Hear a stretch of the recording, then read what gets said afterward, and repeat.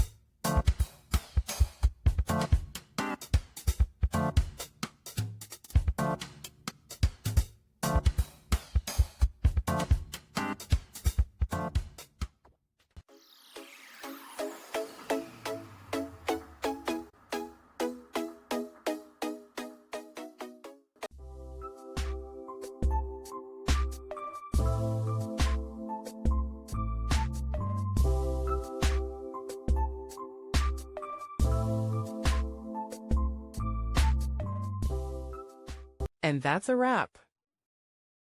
I hope you found the answer you were looking for. If you did, take a second to hit that subscribe button. It really helps out. And let me know in the comments which solution worked best for you. See you next time in the debug zone.